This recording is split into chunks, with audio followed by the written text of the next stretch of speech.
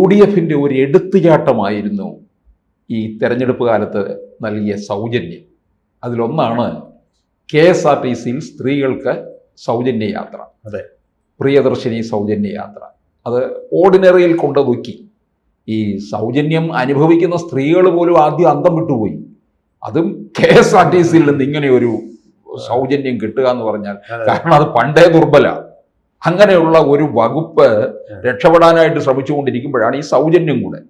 അതിൻ്റെ കൂടി ഇനി ആ സൗജന്യം കൊടുത്തതിൻ്റെ പേരിൽ ഇതെല്ലാം തിരിച്ചു പിടിക്കണം എന്നുള്ള രീതിയിലാണ് ഗതാഗത വകുപ്പും മന്ത്രിയും ഒക്കെ മുമ്പോട്ട് പോകുന്നത്. പക്ഷെ അത് വലിയ അപകടത്തിലേക്കാണ് നീങ്ങുന്നത്. അതായത് ഡ്രൈവർക്കും കണ്ടക്ടർക്കും ഇരട്ടിപ്പണിയാണ്.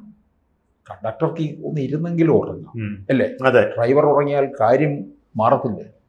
അപ്പം ഇത് വലിയൊരു അപകടത്തിലേക്കല്ലേ പോകുന്നത്? തീർച്ചയായിട്ടും KSRTC വലിയ പ്രതിസന്ധിയിലാണ്. ഈ കൂനിന്മേൽ കുരു എന്ന് പറഞ്ഞാൽ പോരാ. ഏതാണ്ട് മിതപ്രായമായിരിക്കുന്നവൻ്റെ തലയിൽ ഒരു പ്രിയദർശിനി ലോഡ് എടുത്ത് വെച്ച് കൊടുത്താൽ എങ്ങനെ ഇരിക്കും? ആ സന്ദർഭത്തിലാണ് ഇപ്പോൾ നിൽക്കുന്നത്. KSRTC മുന്നോട്ട് പോകാൻ ഇങ്ങനെ കഴിയില്ല. നമ്മളിതൊക്കെ ആദ്യമേ ഡിസ്കസ് ചെയ്തതാണ്. സ്ത്രീകൾക്ക് മുഴുവൻ എങ്ങനെ സൗജന്യം കൊടുത്താൽ KSRTC നിൽക്കാൻ പറ്റില്ല. അത് സംസ്ഥാനം അതിനുള്ള 1000 കോടി രൂപ കൊടുക്കും എന്നൊന്നും പറഞ്ഞിട്ട് കാര്യമില്ല. ഇവിടെ ഇപ്പോൾ 1000 കോടി അല്ലാതെ തന്നെ കൊടുത്തുകൊണ്ടിരിക്കുകയാണ്. അതിന് പുറമെ ഈ സ്ത്രീകളുടെ സൗജന്യത്തിന് വീണ്ടും 1000-1200 കോടി കൊടുക്കുകയാണ്. ഇതുകൊണ്ടൊന്നും KSRTCയെ രക്ഷിക്കാൻ കഴിയില്ല എന്ന് മാത്രമല്ല, KSRTC കൂടുതൽ ദുർബലമാവുകയാണ്. ഇപ്പോൾ KSRTC മാത്രമല്ല, പ്രൈവറ്റ് സെക്ടറും കൂടെ ദുർബലമായിരിക്കും. കാരണം അവിടെ സൗജന്യം കിട്ടില്ല എന്ന് പറഞ്ഞുകൊണ്ട് മറ്റേ ബസ് വരുമ്പോൾ ഉള്ളവനും കൂടെ ഇതിനകത്ത് വന്ന് കയറി.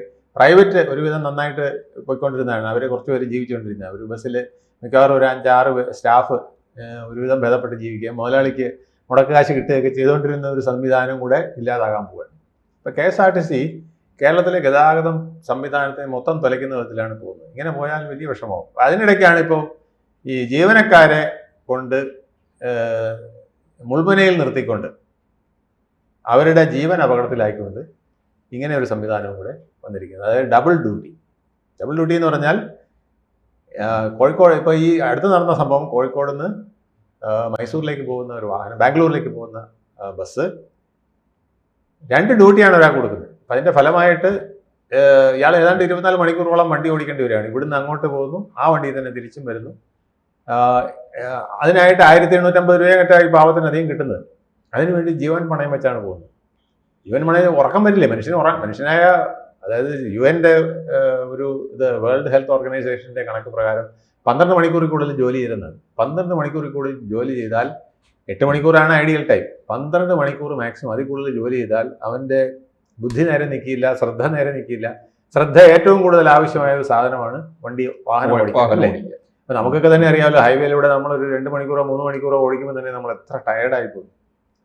കാരണം ഓരോ നിമിഷവും നമ്മൾ പ്രശ്നങ്ങളെ നേരിട്ടുകൊണ്ടാണ് വരുന്നത്. ഒരുത്തൻ ഇതിലെ ചാടുന്നു, വേറൊരു കാർ അതിൽ വരുന്നു, ട്രാഫിക് നിയമങ്ങൾ തന്നെ നമ്മളത് ശരിയല്ല, ട്രാഫിക് ലൈറ്റുകൾ പലതും കത്താറില്ല, കത്തിയാൽ തന്നെ പല വിധത്തിലായി പോകുന്നു. ഇങ്ങനെ ഒരുപാട് പ്രശ്നങ്ങളുണ്ട്. ഇതെല്ലാം സൂക്ഷിച്ചും കണ്ടും ഓടിച്ചുകൊണ്ട് പുറകിലിരിക്കുന്ന 30-40 പേരുടെ ജീവൻ സംരക്ഷിച്ചുകൊണ്ട് പോകുന്ന ആളാണ് ഈ ഡ്രൈവർ. അയാൾക്ക് രാപ്പകൽ ഡ്യൂട്ടി കൊടുത്താൽ എന്ത് ചെയ്യും? പാവം വിഷമിച്ചു പോവില്ലേ? ഇവർ പറയുന്നത്, സാധാരണ ഈ ഇന്നാൾ ഏതൊരു കോമഡി ഇതിൽ കണ്ടു,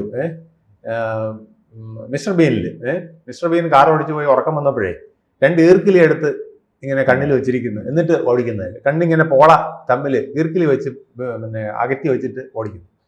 KSRTC ഡ്രൈവർമാർ അക്ഷരാർത്ഥത്തിൽ അതായത് വിക്സ് കണ്ണി തേക്കുമല്ലോ, ഉള്ളി കണ്ണി തേക്കുന്നു. ഈ പഠിക്കാനൊക്കെ ചില കുട്ടികൾ പണ്ട് ചെയ്യുമായിരുന്നു. 12 മണിയൊക്കെ ആകുമ്പോൾ ഉറക്കം വരും. അപ്പോൾ ഉള്ളി ഒരു ശകലം, അത് പക്ഷേ നല്ലതാണ്. ഈ പാവങ്ങൾ എന്നാ ഉള്ളി തേച്ചാലും കുഴപ്പമില്ലായിരുന്നു. ഇത് വിക്സ് എടുത്ത് കണ്ണി തേക്കും. വിക്സ് കണ്ണി തേച്ച് അപ്പോൾ നീറ്റൽ കാരണം കണ്ണിൽ കൂടെ വെള്ളം വന്ന് പുകഞ്ഞ് ഉറക്കം പോകുമെന്നുള്ളതാണ് ഇവരുടെ കൺസെപ്റ്റ്. അങ്ങനെ വിക്സ് കണ്ണി തേച്ചുകൊണ്ട് ഓടിക്കുക. എന്തായാലും അപകടങ്ങൾ ഒന്നിന് പിന്നാലെ ഒന്ന് വന്നുകൊണ്ടിരിക്കുകയാണ്. പ്രത്യേകിച്ച് ഈ ലോങ് റൂട്ടൊക്കെ ആകുമ്പോൾ ഹൈ സ്പീഡിലാണ് പോകേണ്ടത്. ഈ വേറൊരു കാര്യം എന്ന് വെച്ചാൽ, ഈ പണ്ട് ഡബിൾ ഡ്യൂട്ടിയിലൊക്കെ ഉള്ളപ്പോൾ ഈ ഡ്രൈവർമാർ കണ്ടക്ടറും തമ്മിലേ ഒരു ഡ്രൈവർ കം കണ്ടക്ടർ എന്ന് പറഞ്ഞൊരു ഡ്യൂട്ടി ഉണ്ട്. അതായത് കുറച്ച് നേരം ഡ്രൈവർ ടയർഡായി കഴിഞ്ഞാൽ കണ്ടക്ടർ രണ്ടുപേരും ഡ്രൈവിംഗ് ലൈസൻസ് ഉള്ളവരെ എടുക്കുക. എന്നിട്ട് കുറച്ച് നേരം ടയർഡാകുമ്പോൾ ഡ്രൈവർ പറയും എനിക്ക് ഉറക്കം വരുന്നു എന്ന് പറയുമ്പോൾ അയാൾ അപ്പുറത്ത് കയറി ഇരുന്നിട്ട് ഓടിക്കും. ഇപ്പോൾ ഡ്രൈവർ ഇരുന്ന് ഉറങ്ങും, പുറകിലിരിക്കുന്ന സ്റ്റാഫ് ഇതെല്ലാം ഡയറക്റ്റ് ആയിരിക്കുമല്ലോ. മിക്കവാറും ബാംഗ്ലൂർ എത്താറാകുമ്പോഴായിരിക്കും ഇറങ്ങുന്നവരൊക്കെ. അപ്പോൾ അതുകൊണ്ട് വണ്ടിയിലെ യാത്രക്കാരും ഉറക്കമായിരിക്കും, ഒരാൾ മാത്രം പാവം ഇങ്ങനെ ഓടിച്ചുകൊണ്ട് പോവാണ്. ഡ്രൈവർ കം കണ്ടക്ടർ സക്സസ് ആയില്ലല്ലോ. അല്ല, അത് സക്സസ് ആയില്ല. പക്ഷെ അത് സക്സസ് ആകാമായിരുന്നു. കാരണം എന്താ അറിയാമോ, ഇവിടെ നിന്ന് ഇറങ്ങുമ്പോൾ 10 മിനിറ്റ് കൊണ്ട് കണ്ടക്ടർക്ക്, അല്ലെങ്കിൽ അരമണിക്കൂർ കൊണ്ട് കണ്ടക്ടർക്ക് അയാളുടെ ആർക്കൊക്കെ ടിക്കറ്റ് കൊടുത്തിട്ടുണ്ട്, ആർക്കൊക്കെ സീറ്റ് കിട്ടണം എന്നുള്ളത് ഫിക്സ് ആയി കഴിഞ്ഞാൽ പിന്നെ ഇറങ്ങാനുള്ള സ്ഥലം വരുമ്പോൾ മാത്രം മതിയല്ലോ. ഇവർ രണ്ടുപേരും അതിൽ അവെയർ ആയി കഴിഞ്ഞാൽ പ്രശ്നമില്ല. ഇപ്പൊ ഫലത്തിൽ സംഭവിക്കുന്നത്, കണ്ടക്ടർ ഒരാൾ വെറുതെ ഇരുന്ന് മാനവശേഷി അവിടെ ഉറങ്ങുകയും മറ്റൊരാൾ അമിത മാനവശേഷി. ഇതാണ് ഈ മിസ്മാനേജ്മെന്റിന്റെ കുഴപ്പം.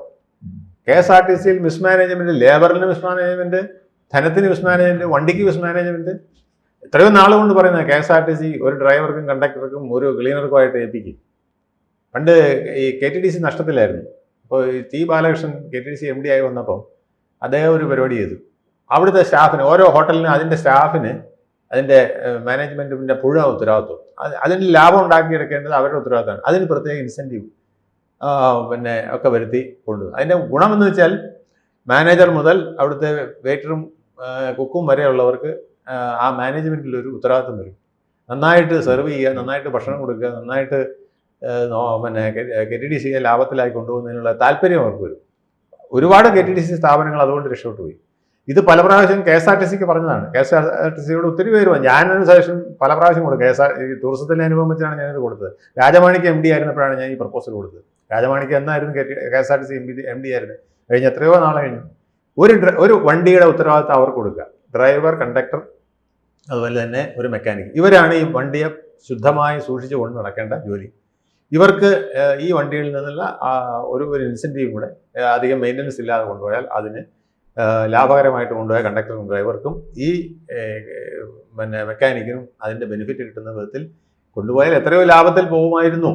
ഇനി വേറൊന്നുമില്ല, പ്രൈവറ്റുകാരൻ്റെ നിന്ന് വണ്ടി എടുത്തിട്ട് ഇവിടുത്തെ പിന്നെ കണ്ടക്ടറെ മാത്രം കൊടുത്താൽ, ഡ്രൈവറെ അയാൾ കൊടുക്കുക, കണ്ടക്ടറെ മാത്രം എടുത്തിട്ട് KSRTC ബസ്സാക്കി ഓടിച്ചാലും ലാഭകരമായിട്ട് കൊണ്ടുപോകാൻ പറ്റുന്നതാണ്. ഇതൊക്കെ ഒരുപാട് പ്രപ്പോസലുകൾ KSRTC കിടപ്പുണ്ട്.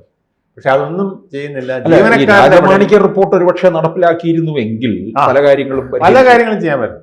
അദ്ദേഹം ഒരു റിപ്പോർട്ടിന് ആവശ്യപ്പെട്ടു, പബ്ലിക്കിന്റെ റിപ്പോർട്ട് ആവശ്യപ്പെട്ടപ്പോൾ ഞാനന്ന് ഈ സംസ്ഥാനത്തെ റെസിഡൻസ് അസോസിയേഷനുകളുടെ ഫെഡറേഷന്റെ ജനറൽ സെക്രട്ടറി ആയിരുന്നു. അന്ന് ഞങ്ങൾ കൊടുത്ത പ്രപ്പോസലാണ് ഇത്.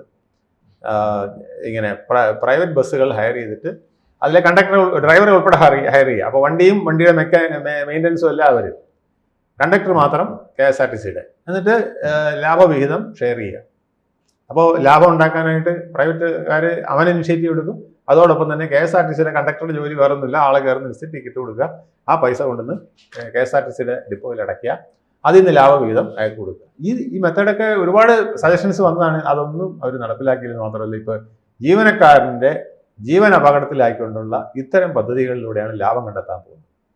പ്രിയദർശിനി വണ്ടി ഓടിച്ച് ഉണ്ടാകുന്ന നഷ്ടം, മിസ്മാനേജ്മെൻറ്റിൽ ഉണ്ടാകുന്ന നഷ്ടം, ആസ്തികൾ പലയിടത്തും ഉണ്ടാക്കിയിട്ടിട്ട് അത് പ്രായോഗികമാക്കാത്തതിൻ്റെ ഉള്ള നഷ്ടം, ഇതെല്ലാം ജീവനക്കാരൻ്റെ മേൽ മുഖം വെക്കുന്ന പരിപാടിയാണ്. ജീവനക്കാരെ സമ്മതിച്ചു കൊടുത്തേ പറ്റൂ. കാരണം എത്ര കഷ്ടപ്പെട്ടാണ് അതിലെ വേറെ ജീവനക്കാർക്കൊക്കെ സുഖമാണ്, ഡ്രൈവർ, കണ്ടക്ടർ ഇവർ രണ്ടുപേര്.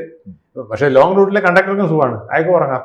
അതെ, ഈ നമ്മുടെ ലോക്കൽ റൂട്ടുകളിലെ കണ്ടക്ടർമാർക്കാണ് ഭയങ്കര പാട്. ഈ ടിക്കറ്റ് കൊടുക്കാനും എല്ലാത്തിനും ഒക്കെ ഉള്ള ബുദ്ധിമുട്ടുകൾ അവരാണ് അനുഭവിക്കുന്നത്. ലോങ് റൂട്ടിൽ തിരിച്ചാണ്. അപ്പോൾ ഇത് മിനിമം ഡ്രൈവർ കം കണ്ടക്ടർ എങ്കിലും പ്രായോഗികമാക്കിയിട്ടേ ഈ ട്രിപ്പ് നടത്താം. ശരിക്കും KSRTC 16 മണിക്കൂർ ഡ്യൂട്ടിയാണ് ഡബിൾ ഡ്യൂട്ടി ആയിട്ട് അവർ കണക്കാക്കുന്നത്. ഇപ്പോൾ ലോങ് റൂട്ടിലേക്ക് അതൊന്നുമില്ല, എല്ലാം താൽക്കാലിക ജീവനക്കാരാണ്, റെഗുലർ എംപ്ലോയീസ് ഇല്ല, എല്ലാം താൽക്കാലിക ജീവനക്കാർ. താൽക്കാലിക ജീവനക്കാരൻ വന്നിട്ട് കൊച്ചു പിള്ളേരാണ് വരുന്നത്, അധികവും ചെറുപ്പക്കാരാണ് വരുന്നത്. 1750 രൂപ കിട്ടാൻ വേണ്ടിയിട്ട് ഈ മരണപ്പാച്ചിലിന് തയ്യാറായി. അവരും മരിക്കുന്നത് മാത്രമല്ല, ഇത് ഇത്തവണ ഇത് ഇലക്ട്രിക് അല്ല, ഇത് ഒരു സിഗ്നലിൽ വന്ന് തട്ടിയതുകൊണ്ട് മുൻപിലിരുന്ന ഡ്രൈവർക്കും കണ്ടക്ടർക്കും മാത്രമേ, അതൊരു നിസ്സാരമായിട്ടല്ല ഞാൻ പറയുന്നത്, എങ്കിലും അവർക്ക് മാത്രമേ ഇതിൽ പരിക്ക് പറ്റുള്ളൂ, ബാക്കി മരണം സംഭവിച്ചുള്ളൂ. ബാക്കി ഇത് വല്ല കുഴിയിലോട്ടാ വീണതെങ്കിൽ ആ സഞ്ചരിക്കുന്ന എല്ലാവരും ഉറക്കുന്ന സമയത്ത് മറിഞ്ഞു വീണാൽ എന്ത് ചെയ്യും നമ്മൾ? അല്ലെങ്കിൽ വേറൊരു വാഹനമായിട്ട് കൂട്ടിയിടിച്ചിരുന്നെങ്കിൽ, ഒരു ലോറിയോ മറ്റായിട്ടാണ് കൂട്ടിയിടിച്ചതെങ്കിൽ എന്തൊരു വലിയ അപകടമായിരുന്നു, ദുരന്തമാകും ഉണ്ടാകുമായിരുന്നു. ഇപ്പോൾ ടാങ്കർ ലോറിയൊക്കെ പെട്രോളും ഒക്കെ ആയിട്ടൊക്കെ പോകുന്ന ലോറികളൊക്കെ ഇഷ്ടം പോലെ ഇല്ലേ, ഇതിലെങ്ങനെ നിന്ന് ഇടിച്ചാൽ പിന്നെ മിച്ചം കിട്ടുമോ? ഇതൊക്കെ നമ്മൾ ആലോചിക്കാതെ മാനേജ്മെൻറ്റ് നടത്തുന്ന ഇത്തരം കാര്യങ്ങൾ KSRTC മന്ത്രിയുടെ ശ്രദ്ധയിൽ വരണം. വന്നില്ലെങ്കിൽ അദ്ദേഹവും കൂടെ നാറും. CP ജോണിന് നാറാനുള്ളൊരു വകുപ്പാണ് കിട്ടിയിരിക്കുന്നത്. സൂക്ഷിച്ചില്ലെങ്കിൽ നാറി വെളുക്കും. കൂടുതൽ വാർത്തകളും വിശേഷങ്ങളും നിങ്ങളിലേക്ക് എത്താൻ ABC മലയാളം സബ്സ്ക്രൈബ് ചെയ്യുക, ബെൽബട്ടനും അമർത്തുക.